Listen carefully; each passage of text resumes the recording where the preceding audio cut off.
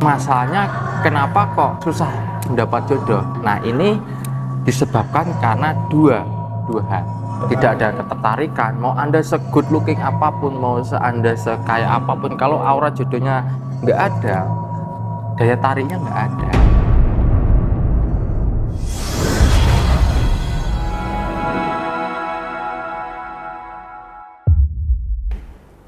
Baik Kang, ada yang tanya nih Kang. Ini masalah jodoh Kang. Iya. Usia saya saat ini sudah 33 tahun Kang. Namun saya belum juga mendapatkan calon pendamping hidup yang saya inginkan. Adakah tips untuk saya supaya cepat ketemu jodoh Kang? Terima kasih. Jadi ada beberapa tips ya yang ini bisa Anda terapkan untuk saudaraku semuanya yang belum mendapatkan jodoh. Yang pertama adalah persiapkan diri Anda secara matang. Yang dimaksud persiapkan adalah persiapkan iman Anda, mental Anda. Jika Anda seorang laki-laki, maka Anda harus kuat dalam hal finansial dulu. Ya, harus mampu ya. Karena kan kalau Anda mendapat jodoh sampai akhirnya Anda menikah, yang dipertanggungjawabkan adalah segi Anda menafkahi dari istri Anda. Kalau Anda memaksakan, Anda belum siap hal itu, kan nanti dampaknya kan kasihan pada istri Anda, kepada anak Anda, kan seperti itu. Jadi memang harus dipersiapkan secara keuangan atau finansial Anda terlebih dahulu. Kemudian yang kedua, secara sikap. Ya, ini yang perlu saya katakan juga, karena kalau orang sikapnya masih kekanak-kanakan, ya belum dewasa, setiap ada masa dikit langsung minta putus. Ini kan kalau dibawa kepada rumah tangga kan nanti bisa cerai, beda. Maka harus dipersiapkan hal itu juga. Yang ketiga ada iman. Iman ini menentukan bahwasanya ketika Anda sudah siap dalam hal jodoh, maka diniatkan bahwasanya menikah itu adalah ibadah. Jadi kita punya iman. Setiap ada persoalan, ya kembali lagi, oh ini adalah ibadah tepatnya saya. Ini adalah ujian yang harus saya hadapi. Jadi rumah tangga itu akan terbangun dengan kuat. Ada pertanyaan tambahan Kang. Kalau misalkan memang 3 hal tadi yang Kang Sudiro sebutkan tadi itu sudah sudah disiapkan atau sudah siap semua ketiganya itu, tapi bertemu jodohnya tetap susah, sulit gitu loh kan. Kayak ada mungkin beberapa wanita yang mungkin didekati oleh beliau, kemudian sudah berjalan, namun pada akhirnya seperti tidak ada yang tertarik sama beliau ini. Nah, itu mungkin apakah ada tips-tips dari Kang Sudiro? Oke.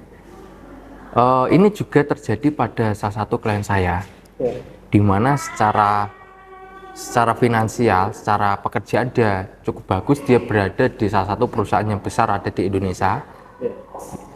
Kemudian secara penampilan juga oke, mapan, good looking. Kemudian secara iman dia orangnya ahli ibadah, yang kata ahli bukan terlalu ini, tapi ibadah insya Allah bagus, religius.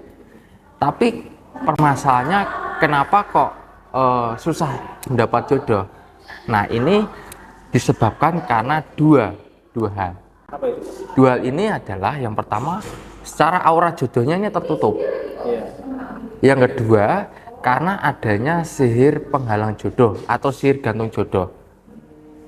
Yang pertama itu karena memang dari diri sendiri aura jodohnya tertutup, keluar, terpancar, yang orang tidak ada ketertarikan. Mau Anda se-good looking apapun, mau Anda sekaya apapun, kalau aura jodohnya nggak ada, daya tariknya nggak ada. Lalu pertanyaan berikutnya, kalau memang penyebabnya 2 hal tadi, apakah ada cara-cara yang spiritual yang bisa dilakukan? Ya, kalau cara-cara spiritual memang dalam kasus seperti ini memang itu wajib ya. Apalagi kan yang langkah pertama secara keuangan sudah bagus, good looking, sikapnya bagus, imannya bagus tapi gagal, itu kan berarti harus ada penanganan secara tindakan lebih lanjut. Salah satunya kan harus dilakukan penanganan secara spiritual. Seperti apa? Penanganan secara spiritual itu biasanya kalau dari kita itu kita lakukan pembersihan pada diri seseorang itu, kita bukakan auranya. Ya, karena aura ini sangat menentukan dalam kehidupan seseorang. Ya, termasuk jodoh itu.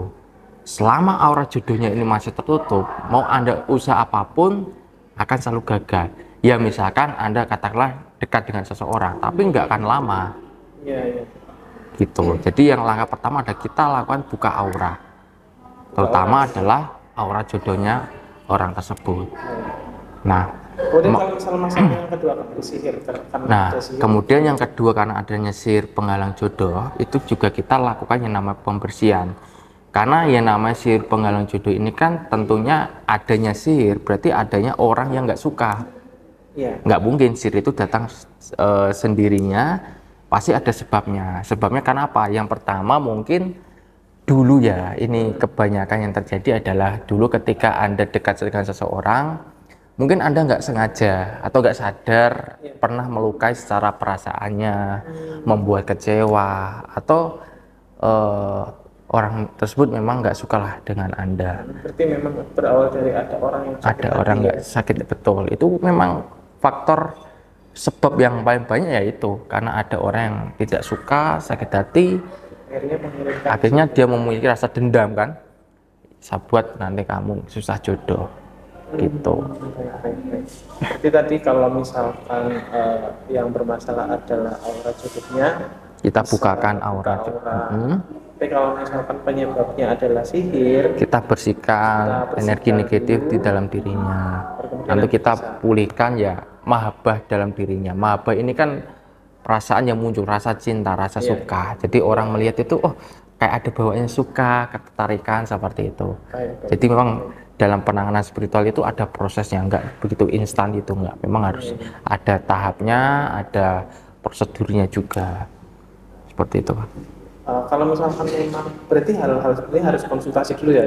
Harus, karena kalau Anda tidak konsultasi, Anda tidak akan tahu masalahnya apa, penyebabnya apa. Mungkin Anda akan mendiagnosa atau mengambil sebuah kesimpulan, mungkin orang nggak suka sama saya, mungkin karena saya kurang ganteng, mungkin karena saya kurang punya uang. Tapi kan faktanya Anda punya uang, Anda good looking, Anda beriman, tapi kok susah. Kan harus melihat dari sisi itu juga. Seperti itu. Jadi memang harus untuk mengetahui kondisi seperti apa. Memang harus konsultasi. Seperti apa, konsultasi dulu. Itu adalah. Konsultasi mungkin nanti bisa dideteksi apa penyebabnya. Tahu kan lah masalahnya apa. Penanganan seperti itu. Iya. Baik saudaraku, itu seperti itu Kak kondisinya. Kalau misalkan saudaraku ini butuh bimbingan atau mungkin ingin konsultasi ke Kang Sudiro, nanti bisa hubungi kontak yang ada di video ini. Seperti itu Kang. Iya. Terima kasih Kang atas waktunya. Sama-sama. Sampai jumpa di video berikutnya.